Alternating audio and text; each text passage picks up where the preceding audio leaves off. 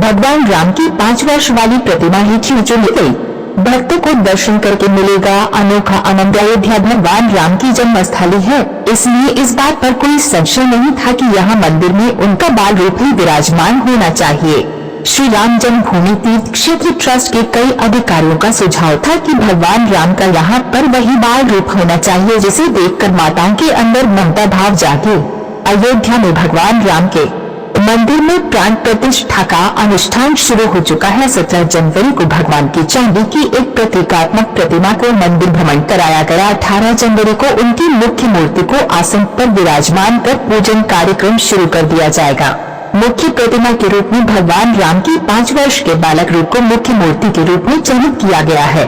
भगवान राम की प्रतिमा के रूप में उनका 5 वर्ष का स्वरूप ही क्यों चुना गया? बहुत सोच विचार के बाद ये निर्णय किया गया था।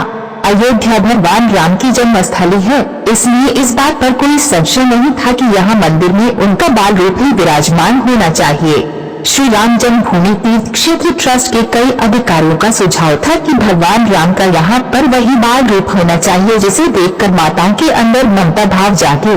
लेकिन ये रूप 1.5 साल के बच्चे का घुटने के बल चलने वाला बाल रूप हो या इससे बड़ा, इस पर बहुत विचार विमर्श किया गया।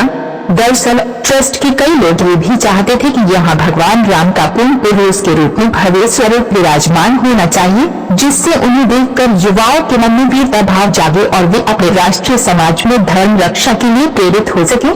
इसके लिए उनके धनुष बाण लिए पूर्ण मूर्ति का सुझाव दिया गया, लेकिन अब में सहमति इस बात पर बनी कि 5 वर्ष के रूप में भगवान राम की मूर्ति में एक बच्चे के समान उनके मुख पर कोमलता भी विराजमान हो सकती है। साथ ही धनुष बाण लिए उनके विराट रूप की एक झलक भी दिखाई पड़ सकती है।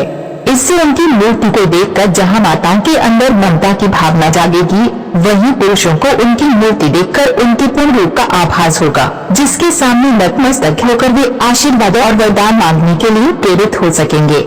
यही कारण है कि अयोध्या में भगवान राम की 5 वर्ष के बच्चे के रूप में मूर्ति का चयन किया गया। कर्नाटक के मूर्तिकार अरुण योगीराज ने इस मूर्ति का आकार दिया है।